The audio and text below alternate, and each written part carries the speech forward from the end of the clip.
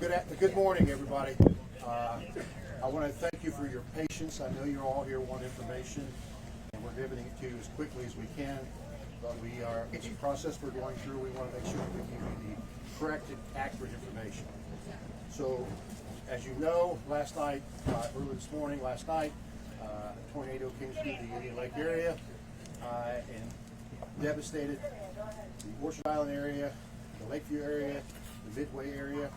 I will tell you that we conducted searches last night looking for injured people. I will tell you right now that we have 3 known fatalities. I will not get into names, ages, that type of thing. That will come later because we have to notify next of kin. We've been blessed with the effort from outside organizations, squads, law enforcement, you name it. We've been blessed. In fact, we've been almost overrun, but that's okay. And we appreciate those efforts. One of the things come up for the people in the community, if you need food and those types of things, Indian Lake High School, there's donations being taken down there. You can respond down there to get those donations. We are continuing grid searches right now. The devastation was such that we have to get heavy equipment into these areas to be able to move this material, where homes have collapsed, to see if there's anybody injured. So it's a slow pace.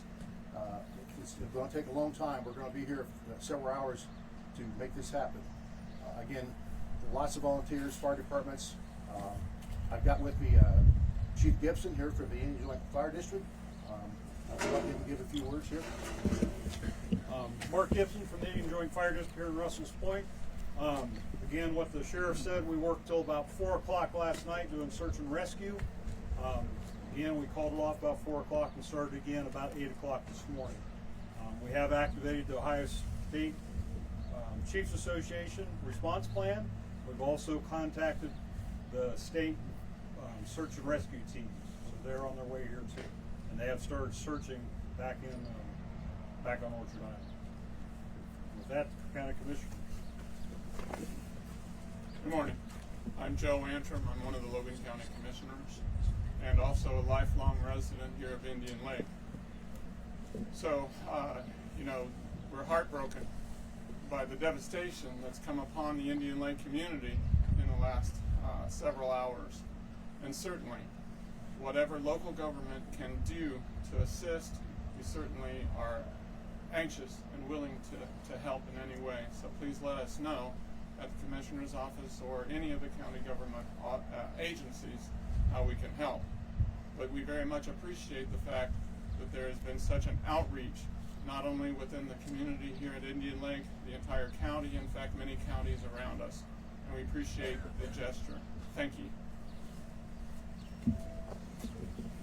I'd like to say a couple more things. This passed to me. If anybody out there wants to donate, Indian Lake High School, it just went dead on me. Batteries, refrigerator trailer. Yeah, thank you very much. Garbage bags. Yeah, laundry soap, gloves, work gloves, toiletries, batteries, garbage bag, paper products, those types of things. So if you want to make donations, take them to Indian Lake High School. I also know that we are planning to have another press conference at, what are you thinking? This afternoon, probably sometime after lunch. We don't know exactly what time yet, but we plan to have another briefing and update you on information at that time. Thank you. Thank you for all your hard work, sir. Sure. It's been a really tough few days. We appreciate Thank you. Yes. I do have a question. You mentioned that searches are resuming today. So I'm curious, do you have an idea as to how many folks here are unaccounted for? No, it's important. We did searches last night more than one time, and we felt it was important today in the daylight to go back and recheck those areas on top of those that we couldn't get to. See, last night it was extremely difficult because we could not get back to Orchard Island because of gas leaks and power lines down and trees. And we did as best search as we could, but there's many places we couldn't get to. So we're going to recheck those areas again. Plus, there's many places back there that are collapsed, and we need to go back with heavy equipment to move those to make sure that there's anybody injured back there or possibly deceased. Also, any update on the gas leaks? I know it was mentioned by some of the checkpoints here. What's the status on that? I can tell you that we contacted Vectren, and they've been up there working on that. So I can only much. As far as I know, they had it cleared so we could go back to work July 1. I do know that much. Do you have a number at all of people that are unaccounted for? And if there's someone watching this that hasn't been in contact with a loved one that was in the path of the storm, what should they do? As of right now, I don't know of anybody that's not accounted for. Chief, do you have any? Yeah, I do not. Not at this point. Also, I know you're still going through the process of notifying next of kin, but are there any details of those situations? Do you know if the 3 fatalities, are they any sort of circumstances that you can share? Is it All I can tell you is last night it was reported that we originally had 4, and I will tell you that after I spoke with the county coroner, 3 of them we think were related to the storm. 1 of them we believe was a natural cause. So And do you have the location of where those events occurred? I do not at this time. What do you anticipate is your immediate need for volunteers? Actually, we are in pretty good shape right now. I would say to just stand back and see how things progress. As the days progress, we may need some more assistance. But right now, we have teams out working grids. So I think at this point in time, prayers, great thing for prayers, donations, any kind of support like that would be grateful. But as time goes and we have more information about what's going on, we'll be able to maybe update you. Would it be helpful for us to clear out of this area? maybe Yeah, a it would be little bit? probably at this time a little bit. Yeah, not that we don't appreciate people being here, but sometimes it hinders things. And, it's a fluid motion we're going through. There's many steps, and it just takes a lot of time. But please, no disrespect by that. I appreciate you showing up and coming out here, but we have a job to do, and I know you want information, and we'll give it to you as quick as we can. But we want to make sure that information is accurate. And I want to tell you something that's not so. I would also like to mention I'm concerned of the fact that this is going to be a long-term recovery here. Everyone is so gracious to come out today immediately, but don't forget Indian Lake community in the next coming weeks. This is going to take quite a while for things to recover and to help the people in need. Yeah, thank you, Sheriff. Good morning, everybody. State Representative John Cross, representing this district. First, I want to thank all of our first responders who came out. This is an amazing community, and everyone has shown up to help. But I also want to thankful that the governor is going to be here today. The governor's going to come to Indian Lake here shortly before or around 1 o'clock, and he's going to tour this firsthand. Because as the commissioner said, while we have a great team helping with the immediate needs, we are going to rebuild Indian Lake. And it is so important, as I talked to both the Speaker of the House last night and the Governor, that we're going to be very focused on making sure that we can get funding available to help get this lake open and ready for the summertime, to help communities rebuild, help small businesses get back on their feet, help homeowners.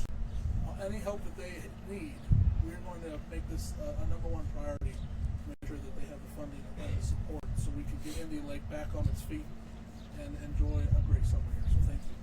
Have there been any plans to get national funding at this point, or just federal funding?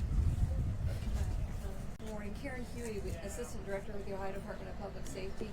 I want to mention that we partially activated the State Emergency Operations Center last night. We brought in all the relevant state agency partners to help respond to any local unmet needs. We will be on the ground evaluating all of the damage and the injuries that occurred in this community, and we will be making determinations from that point whether or not there's any state or federal funding that will be coming. Certainly, all resources that we have will be applied here, and as we indicated, the Governor DeWine will be here this afternoon to tour for himself. So thank you. Any other questions at this time?